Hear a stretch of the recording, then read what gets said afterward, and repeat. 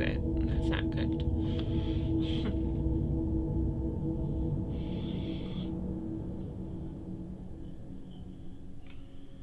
Dagon is a faithful interactive adaptation of H.P. Lovecraft's work focused on story and atmosphere.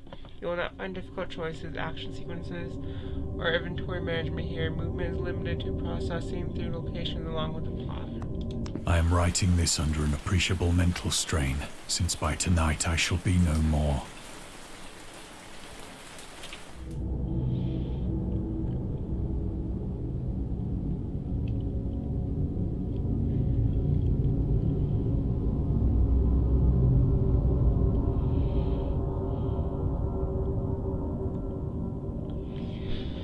During the game, you will encounter interactive elements. Some of them will allow you to continue your journey.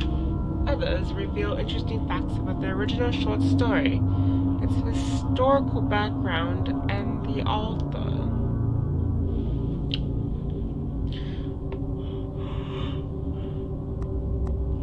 Some of the trivia is hidden. In order to find these secrets, focus your eyes and look for the Elder's sign. You can also access all the found facts later. They will be available in the main menu. Penniless, and at the end of my supply of the drug which alone makes life endurable, I can bear the torture no longer, and shall cast myself from this garret window into the squalid street below.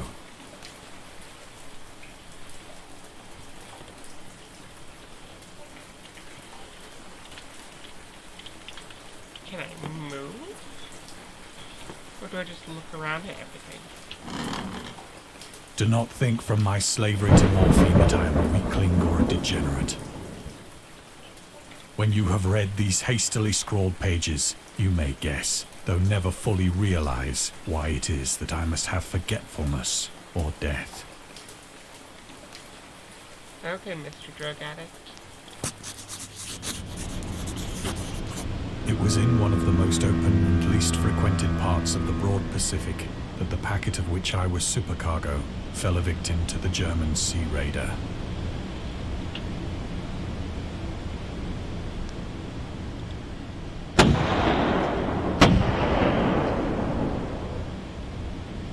The Great War was then at its very beginning, and the ocean forces of the Hun had not completely sunk to their later degradation, so that our vessel was made a legitimate prize, whilst we of her crew were treated with all the fairness and consideration due us as naval prisoners.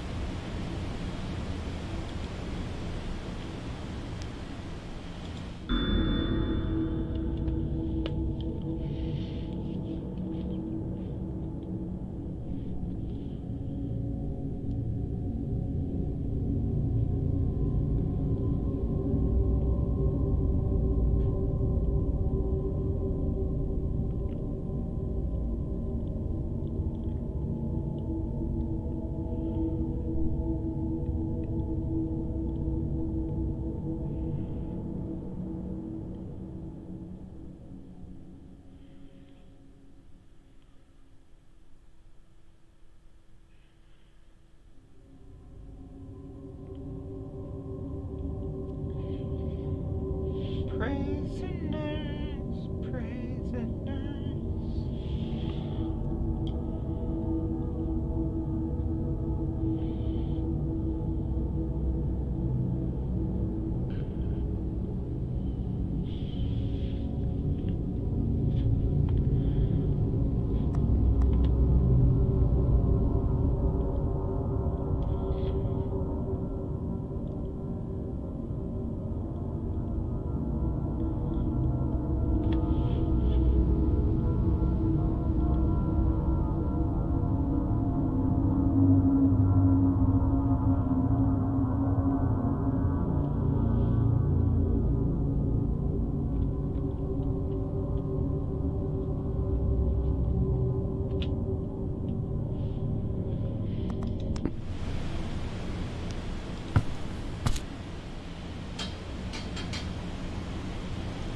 So liberal, indeed, was the discipline of our captors, that 5 days after we were taken, I managed to escape alone, in a small boat, with water and provisions for a good length of time.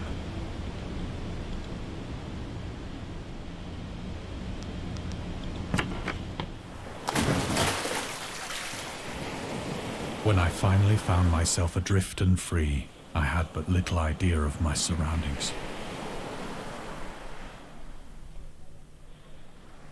Never a competent navigator, I could That only water guess looks vaguely by the sun amazing, and to be stars honest. that I was So does somewhat that south of moon the equator.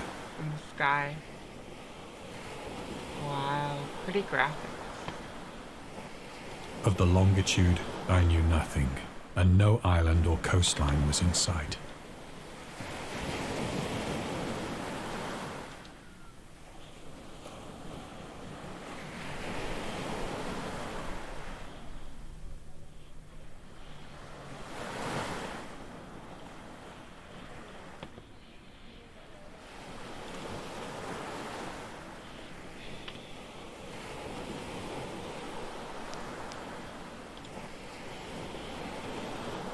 The weather kept fair, and for uncounted days I drifted aimlessly beneath the scorching sun, waiting either for some passing ship or to be cast on the shores of some habitable land.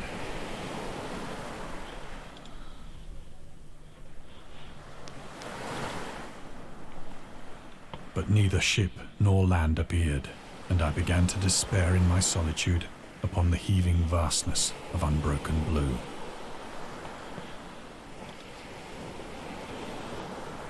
The change happened whilst I slept. Its details I shall never know. For my slumber, though troubled and dream-infested, was continuous.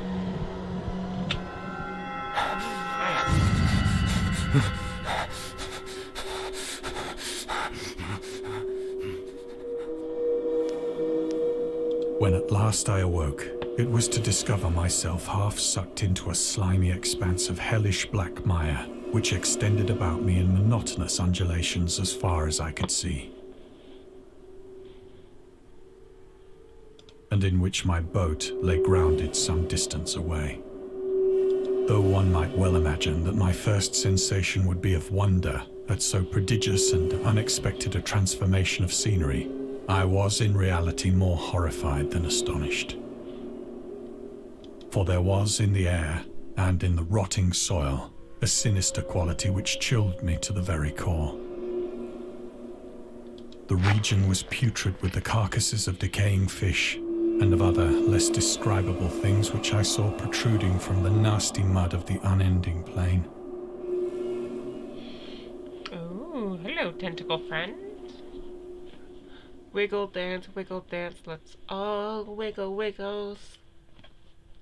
Ooh, another little tentacle friend. Ooh, tentacle friends over there on the boat. More tenty friends. Perhaps I should not hope to convey in mere words the unutterable hideousness that can dwell in absolute silence and barren immensity. There was nothing within hearing and nothing in sight save a vast reach of black slime. Yet the very completeness of the stillness and the homogeneity of the landscape oppressed me with a nauseating fear. The sun was blazing down from a sky which seemed to me almost black in its cloudless cruelty, as though reflecting the inky marsh beneath my feet.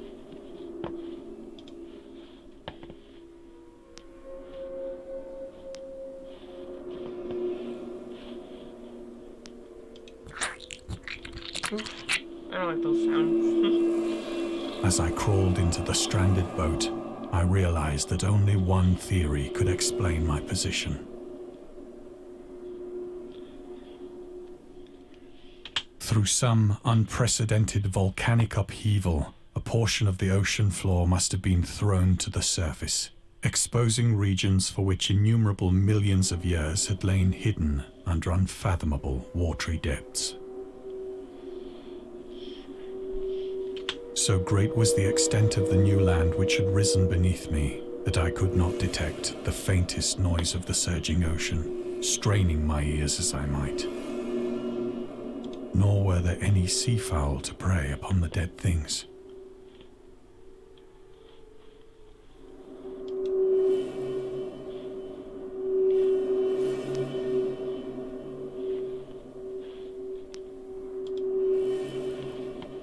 For several hours I sat thinking or brooding in the boat, which lay upon its side and afforded a slight shade as the sun moved across the heavens.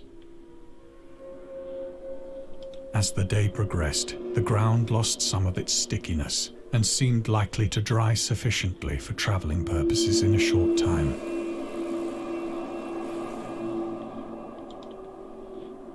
That night I slept but little, and the next day I made for myself a pack containing food and water, preparatory to an overland journey in search of the vanished sea and possible rescue.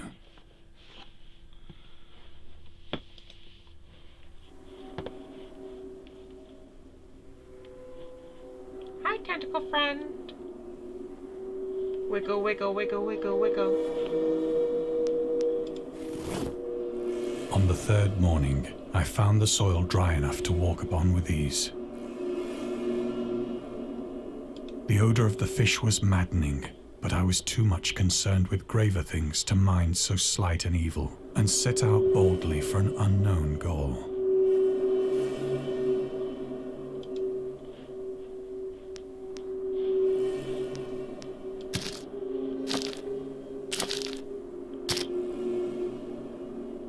All day I forged steadily westward, guided by a faraway hummock which rose higher than any other elevation on the rolling desert. Looks like a human.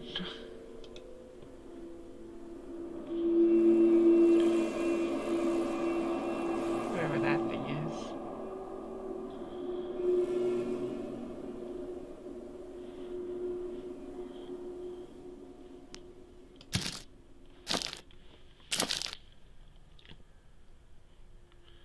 Oh. Oh. Interesting.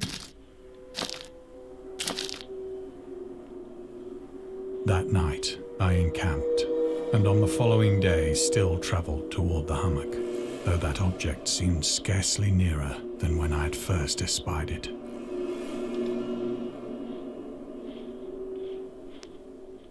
Ooh, pretty sky.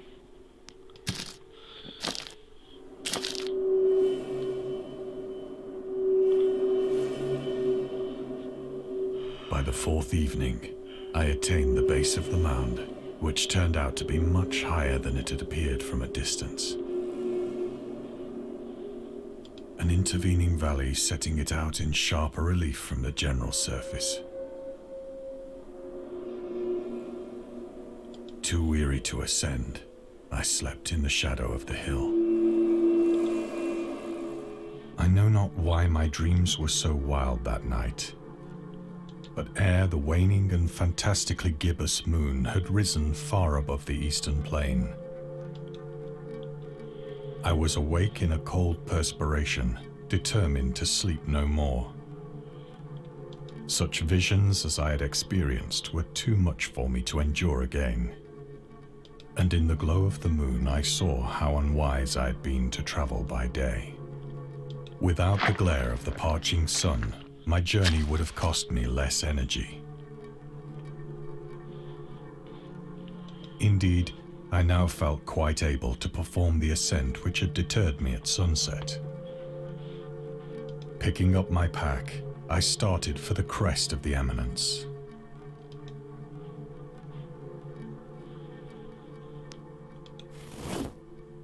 I have said that the unbroken monotony of the rolling plain was a source of vague horror to me. But I think my horror was greater when I gained the summit of the mound and looked down the other side into an immeasurable pit or canyon, whose black recesses the moon had not yet soared high enough to illumine. I felt myself on the edge of the world, peering over the rim into a fathomless chaos of eternal night.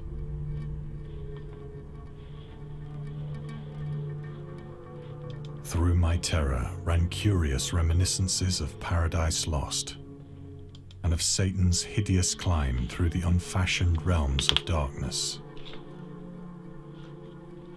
As the moon climbed higher in the sky, I began to see that the slopes of the valley were not quite so perpendicular as I had imagined. Ledges and outcroppings of rock afforded fairly easy footholds for a descent, whilst after a drop of only a few hundred feet, the declivity became very gradual.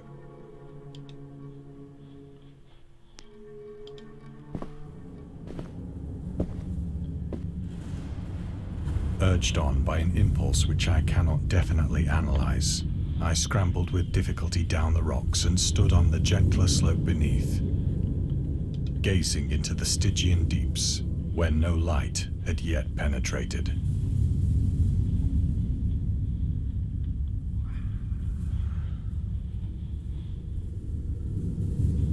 All at once, my attention was captured by a vast and singular object on the opposite slope, which rose steeply about 100 yards ahead of me. An object that gleamed whitely in the newly bestowed rays of the ascending moon.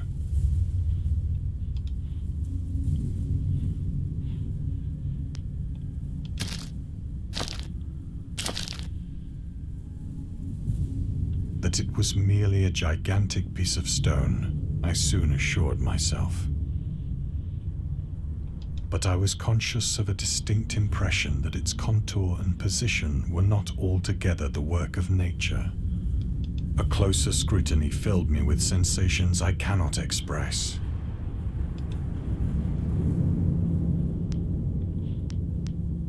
For despite its enormous magnitude, and its position in an abyss which had yawned at the bottom of the sea since the world was young, I perceived beyond a doubt that the strange object was a well-shaped monolith, whose massive bulk had known the workmanship and perhaps the worship of living and thinking creatures.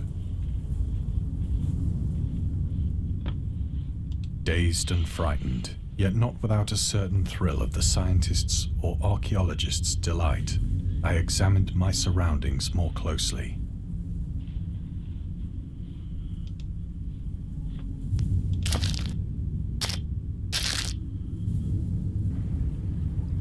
The moon, now near the zenith, shone weirdly and vividly above the towering steeps that hemmed in the chasm.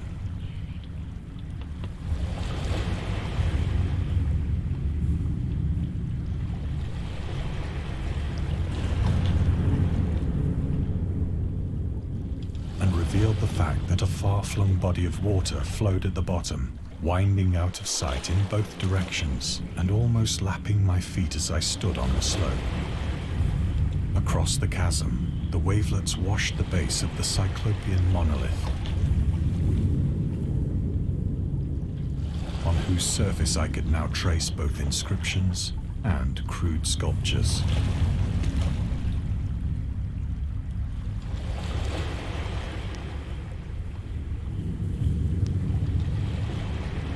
The writing was in a system of hieroglyphics unknown to me and unlike anything I'd ever seen in books, consisting for the most part of conventionalized aquatic symbols such as fishes, eels, octopi, crustaceans, mollusks, whales, and the like. Several characters obviously represented marine things which are unknown to the modern world, but whose decomposing forms I had observed on the ocean-risen plain. It was the pictorial carving, however, that did most to hold me spellbound. Plainly visible across the intervening water, on account of their enormous size, were an array of bas-reliefs whose subjects would have excited the envy of a Doré. I think that these things were supposed to depict men, at least a certain sort of men. Though the creatures were shown disporting like fishes in the waters of some marine grotto, or paying homage at some monolithic shrine which appeared to be under the waves as well.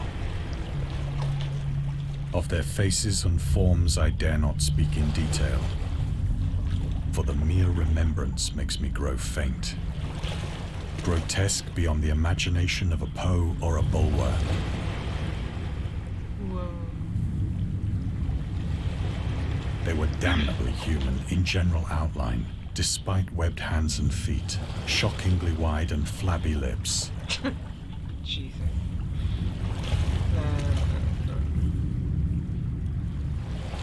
Glassy, bulging eyes, and other features less pleasant to recall. Curiously enough, they seem to have been chiseled badly out of proportion with their scenic background.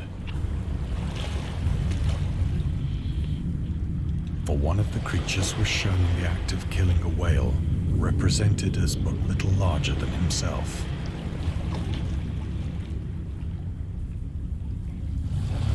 I remarked, as I say, their grotesqueness and strange size, but in a moment decided that they were merely the imaginary gods of some primitive fishing or seafaring tribe.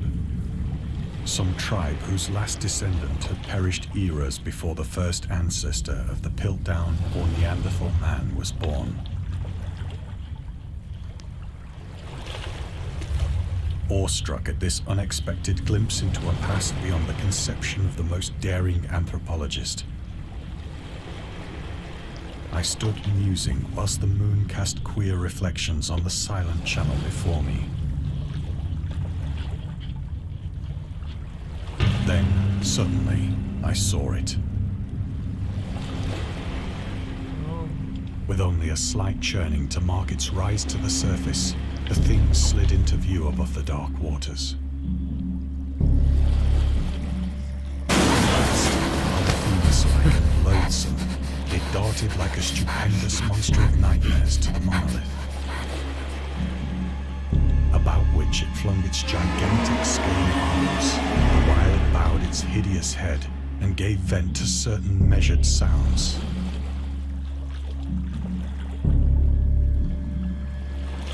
I think I went mad then. Of my frantic ascent of the slope and cliff, and of my delirious journey back to the stranded boat, I remember little.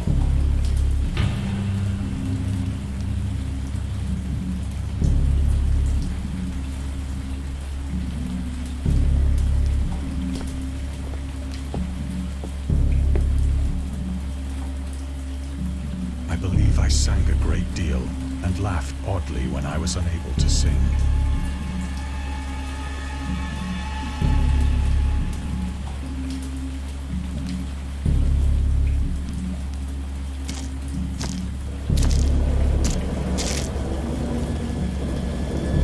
I have indistinct recollections of a great storm sometime after I reached the boat. At any rate, I know that I heard pearls of thunder and other tones which nature utters only in her wildest moods.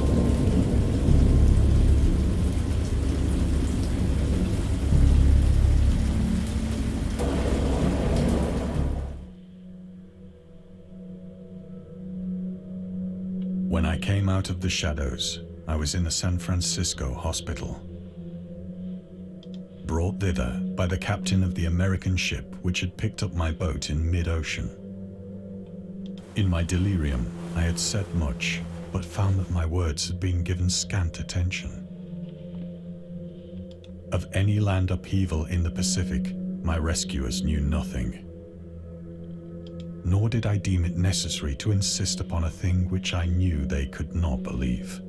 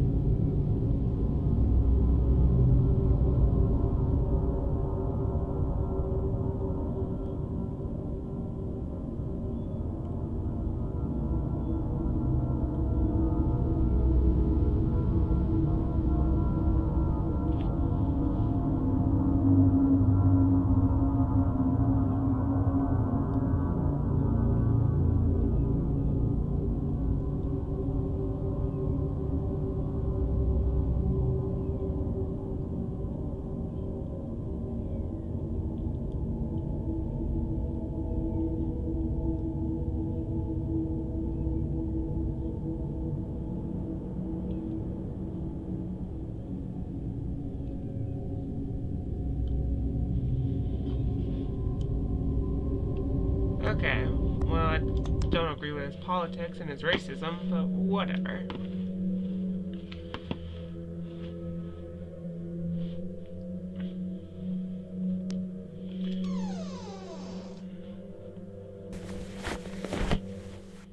Once I sought out a celebrated ethnologist and amused him with peculiar questions regarding the ancient Philistine legend of Dagon, the fish god.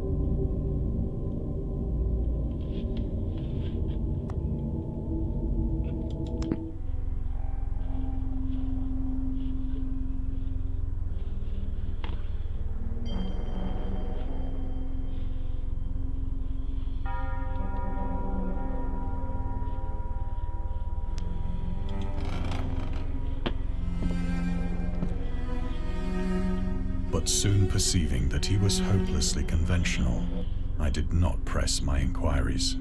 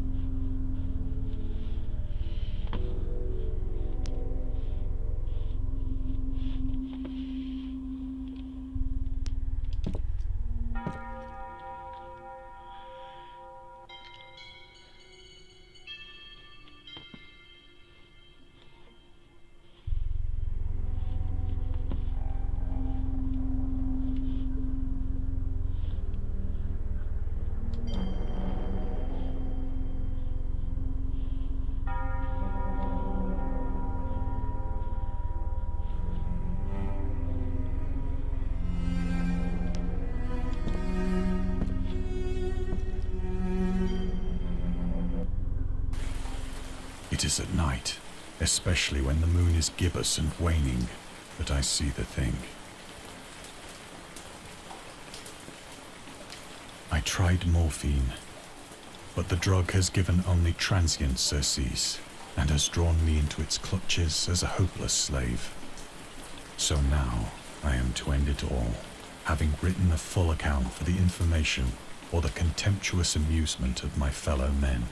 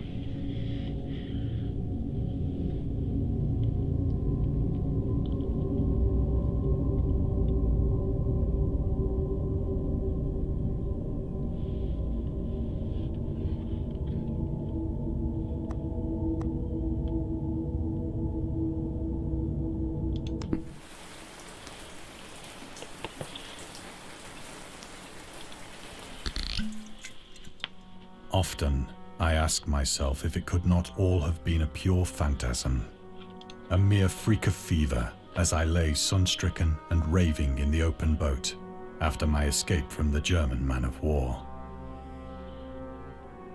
This I ask myself, but ever does there come before me a hideously vivid vision in reply. I cannot think of the deep sea without shuddering at the nameless things that may at this very moment be crawling and floundering on its slimy bed, worshipping their ancient stone idols and carving their own detestable likenesses on submarine obelisks of water-soaked granite. I dream of a day when they may rise above the billows to drag down into their reeking talons the remnants of puny, war-exhausted mankind. Of a day when the land shall sink and the dark ocean shall ascend amidst universal pandemonium.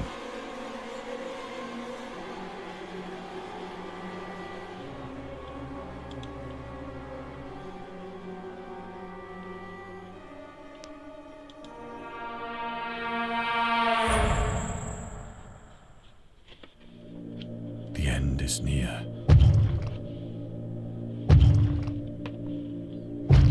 Oh God. I hear a noise at the door, as of some immense slippery body lumbering against it.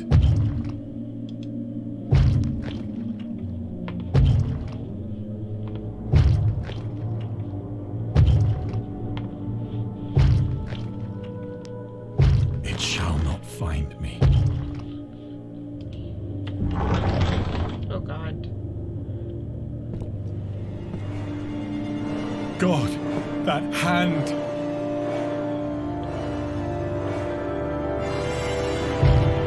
The window! The window!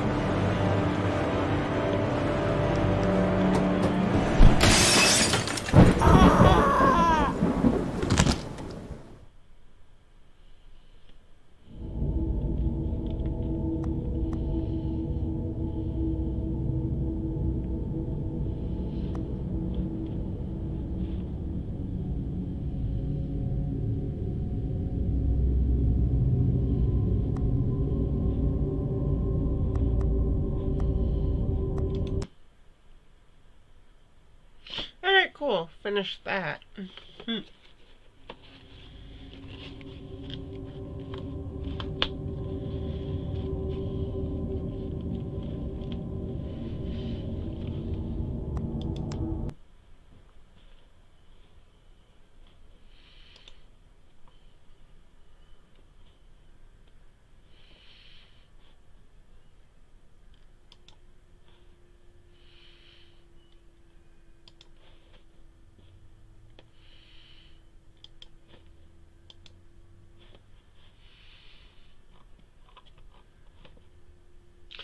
Alright, what should I pick next?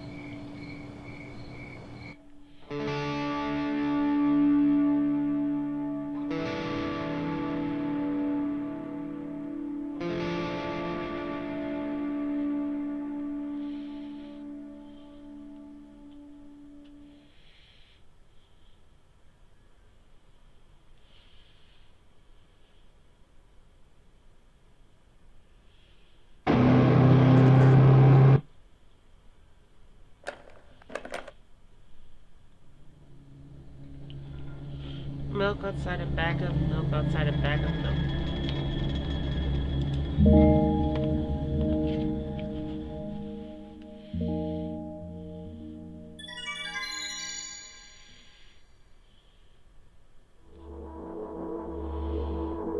Oh boy.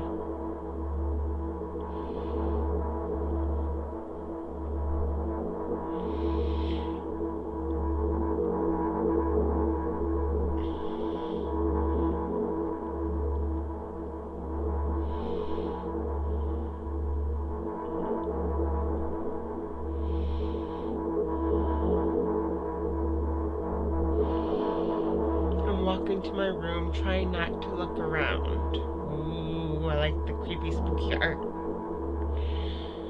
I approve.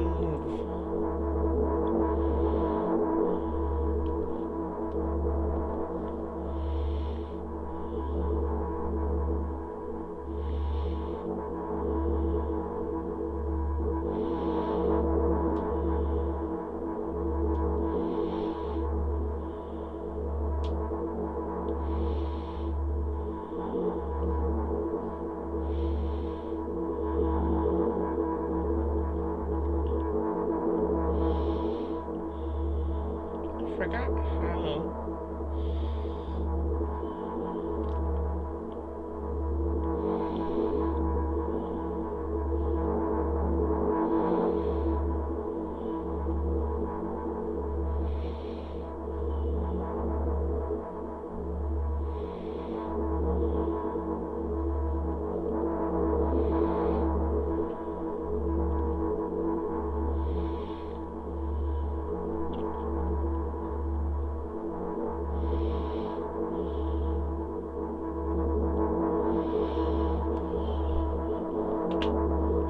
Playful shadows dance around me here and there. They dash all over the walls, the ceiling. One of those shadows whizzes past me, touching my face ever so slightly. I smile, continue walking, paying it no mind. Sometimes it's so easy to lose self-control and track of time, spinning in a joyful dance. Okay, I mean, if that's what you consider joyful, that's on you.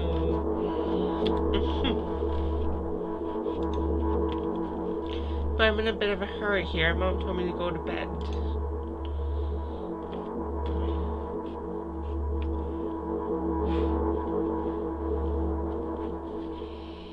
I walk past the kitchen on the way to my room. The door is shut, but I can still feel the chilling air coming from the other side. My first thought is that there's a living corpse blown into the keyhole, laughing mockingly.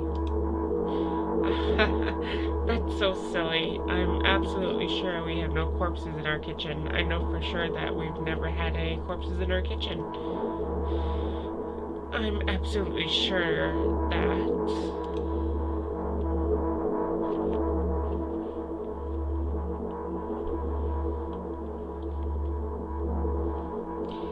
I break into a run and dash toward the closed door. The shadows intensify their chaotic dance. Are they trying to stop or calm me down? I don't know. It doesn't matter right now. Don't you get it? I wave my hands around as I run, trying to chase away my annoying pursuers. But then I suddenly realize that I won't be able to stop in time. I've got no other choice but to break the door now. If there's somebody inside, I'll surely scare them to death. But wait, how can I scare to death someone who's already dead? What if it actually revives them? No, no, no, I don't want that. What do I do? I couldn't fully complete my thought when my shoulder hit the door and it flew open.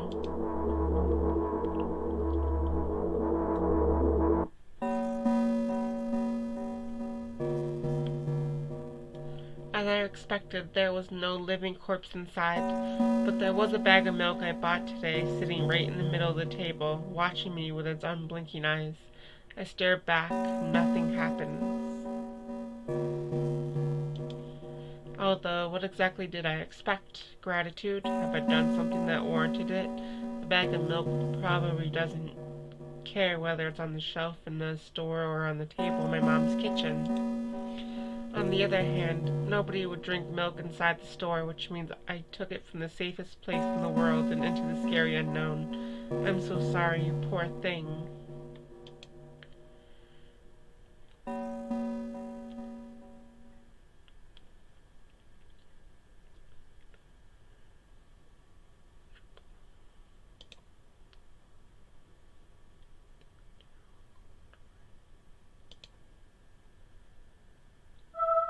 Oh boy.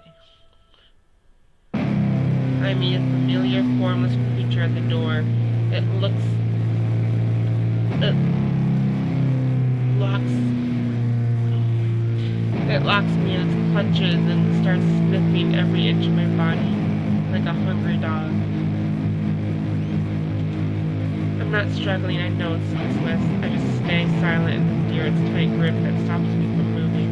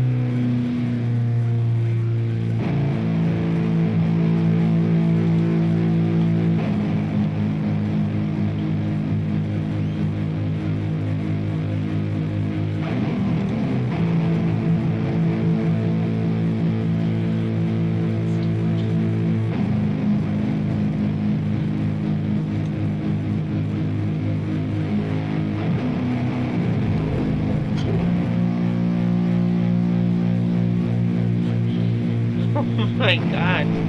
Say it. I'll never drink milk ever again. I.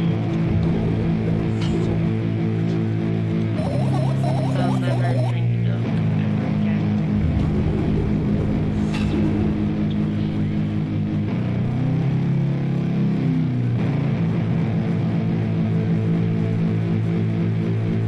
Wow. That's pretty cool and trippy, to be honest.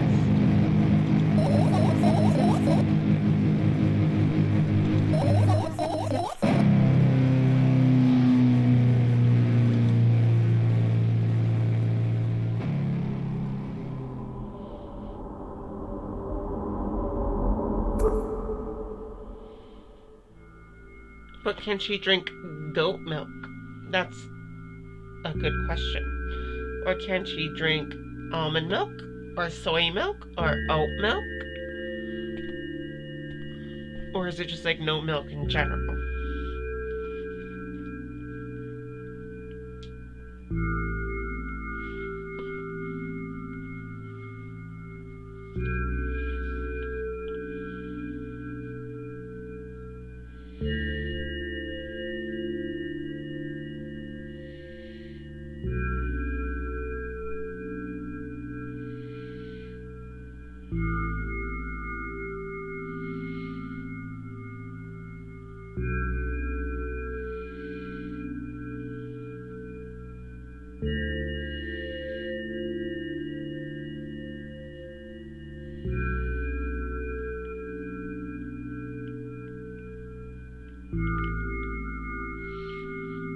Oh, okay.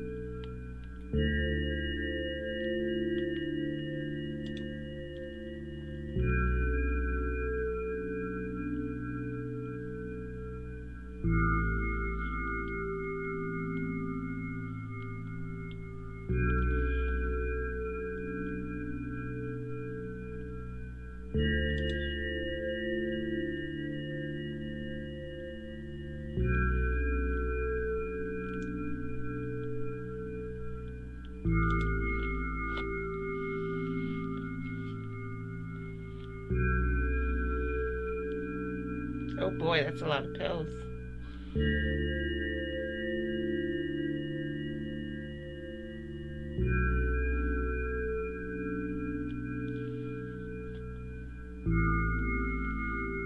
Oh, the background is moving, like, just a little bit.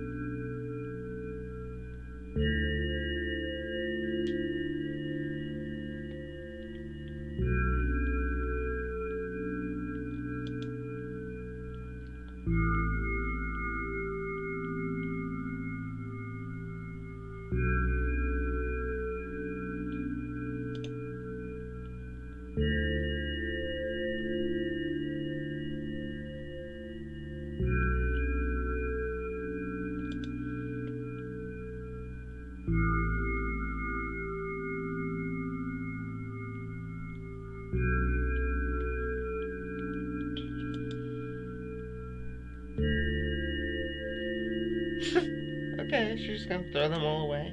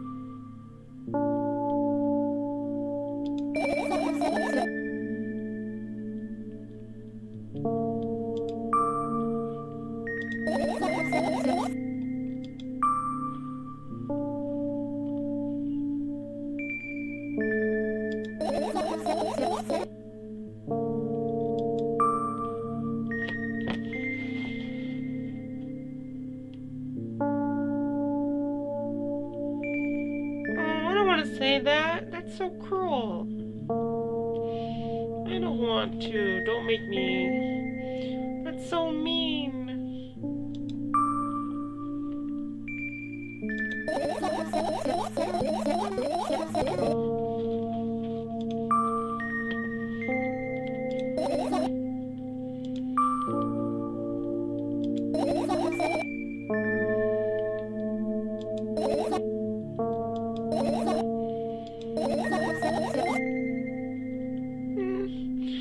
Oh, you poor thing.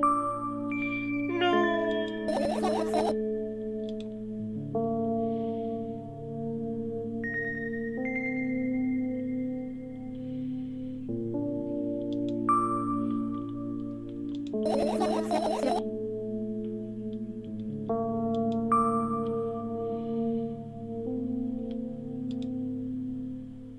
Oh, they're making me be so mean in this one.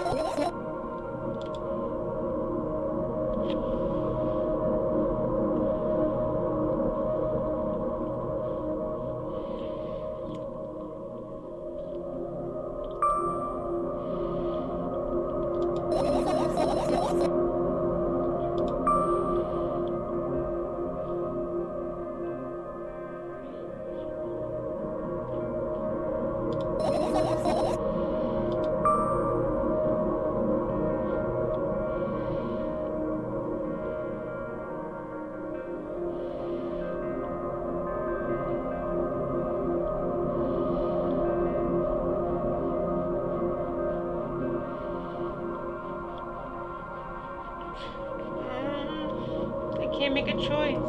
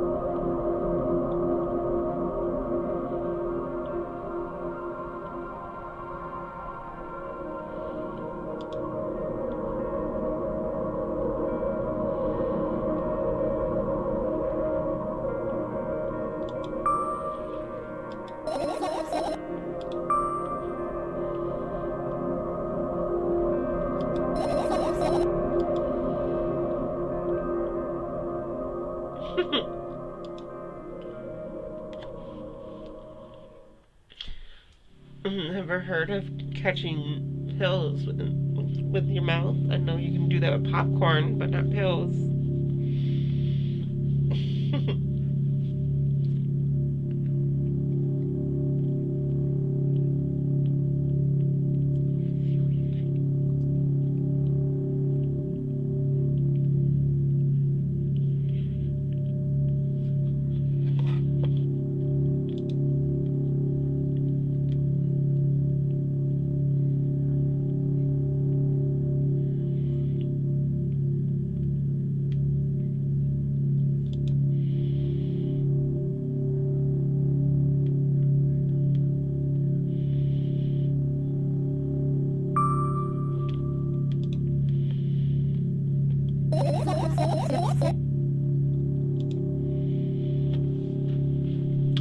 Like, are we a voice in her head?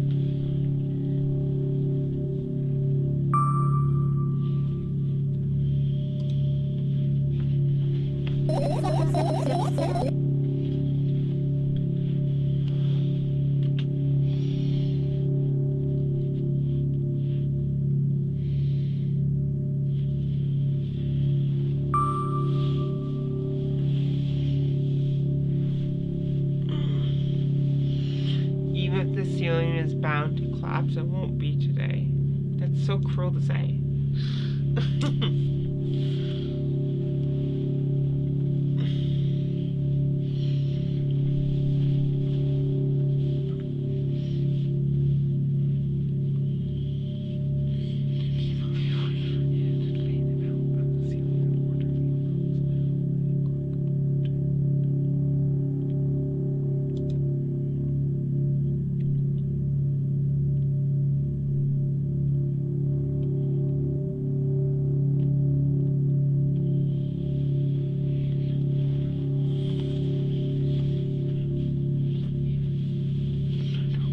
I can't do it. You can always imagine your thoughts as something small and swarmy like cockroaches.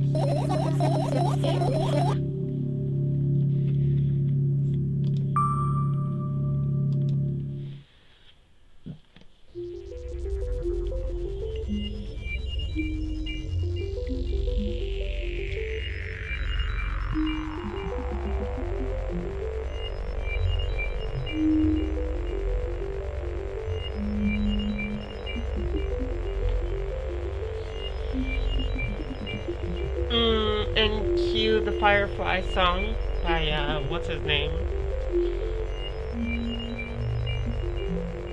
Oh man, the song is playing in my head, but I can't think of the name of it. But everybody knows that song. I think I just Google it. A kiss or a hug from 1,000 fireflies.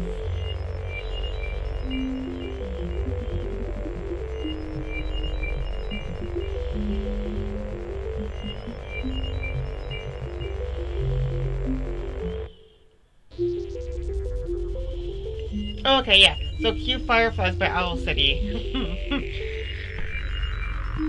Playing in the background.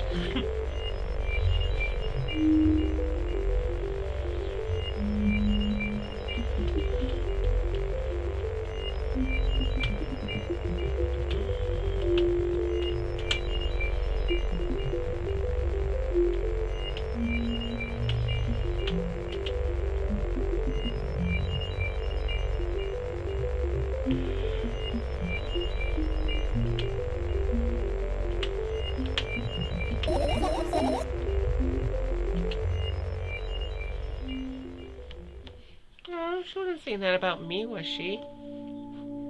I'm purposely so nice to her.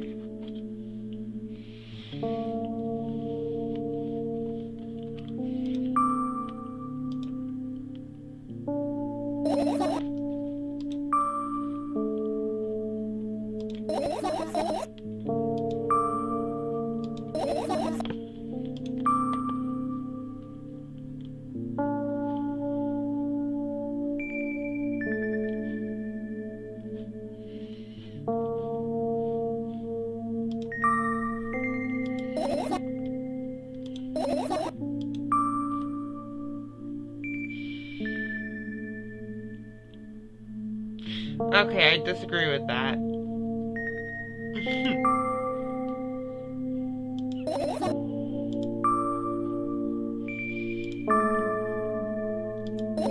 Oh, okay. These was the right choices.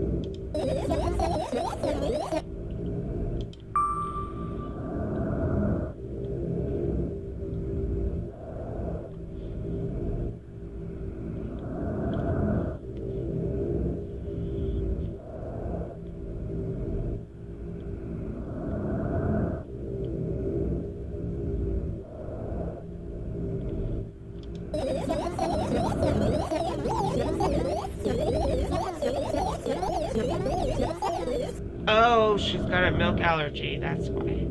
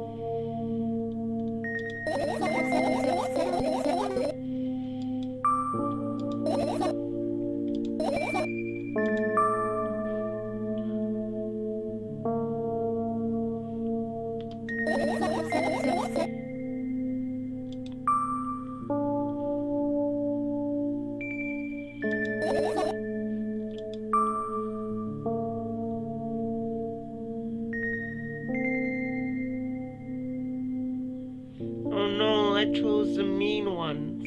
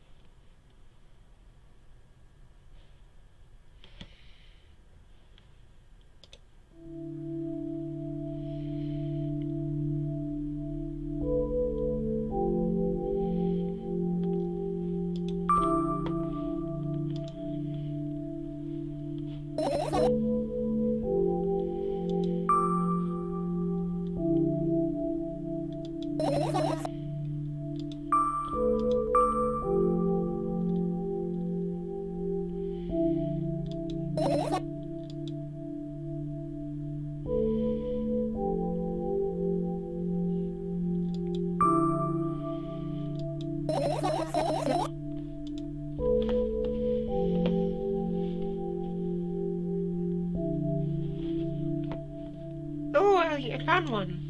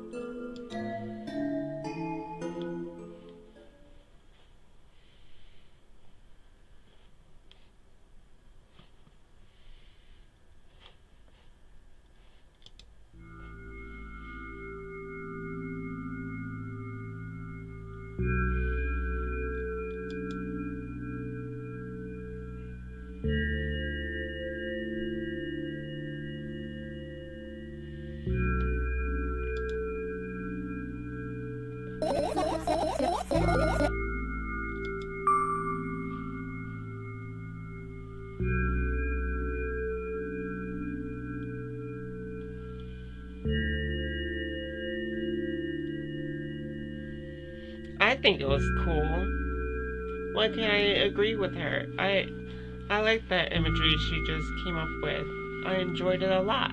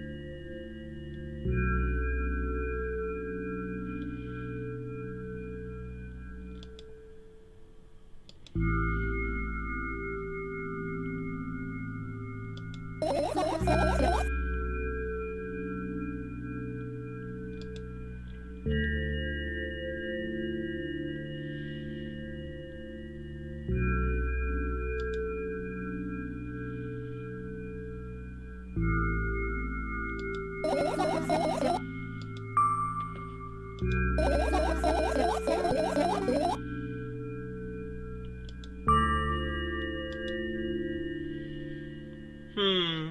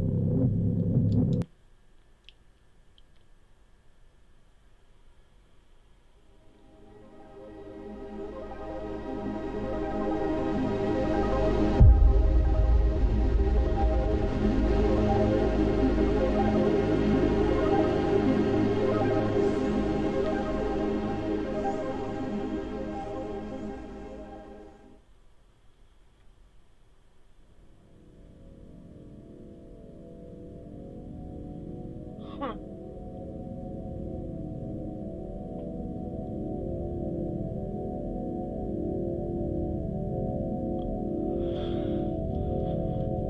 I wonder if I play this again and I choose different options, will they explain to us what happened with her father? But now, who's this other kid?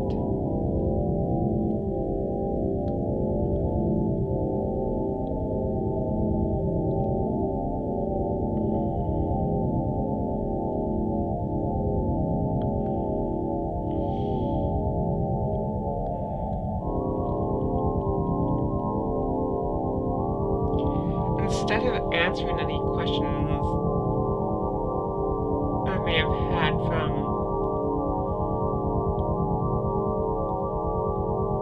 the first one, milk inside a bag of milk, and I don't know, whatever that huge long name is.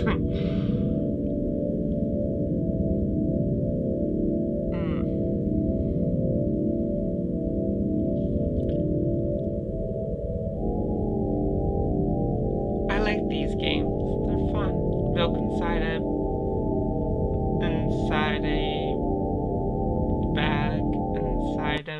bag of milk or whatever. And this one, milk outside a bag of milk outside a bag of milk, is really good. They're fun, entertaining, etc., etc.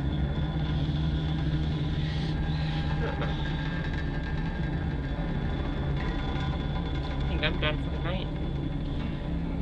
Au revoir. Oh, I also love the graphics and music and sound effects and the art of this. Pretty good. Just like the other one. Just wish I had answered. I still end up with more questions of what's going on with her. What kind of trauma and PTSD is she living with?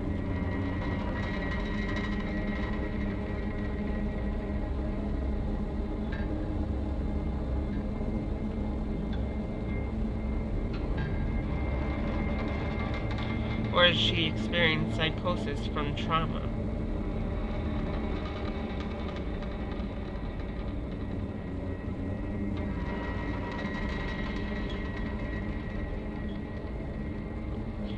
Clearly something happened with her father. Did her father abuse her and choke her? Is that what that weird scene with the hands around her neck was about? Oh, I wish I chose the options to dive more into that.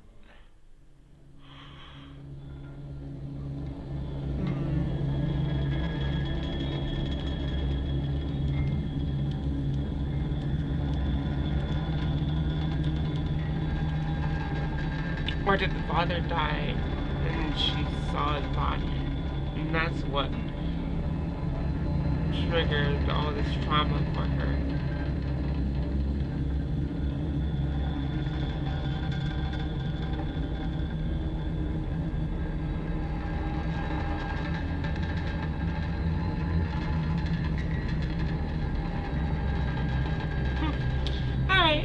I'm done trying to analyze since I don't have much to go off of. That's not true. I mean,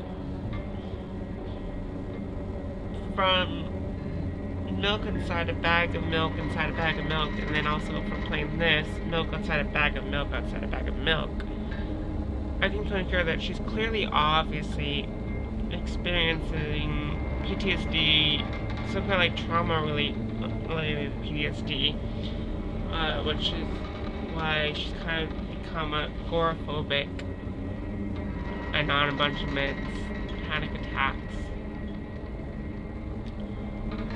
There's gotta be something about,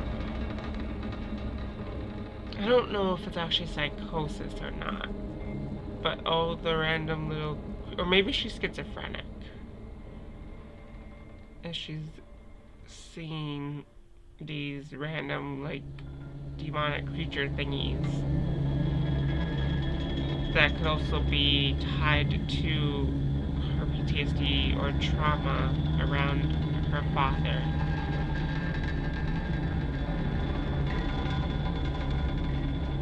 And then now, in the first one, milk inside a bag of milk, inside a bag of milk, I thought maybe her father died and she saw it. This one, just from seeing that one scene with the hands around her neck, was the father abusive? Or did she witness her father killed and the killer target her?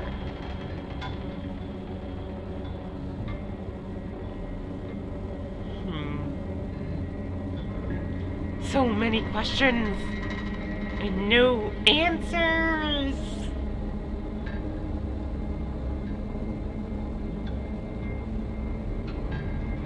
Well, nighty night.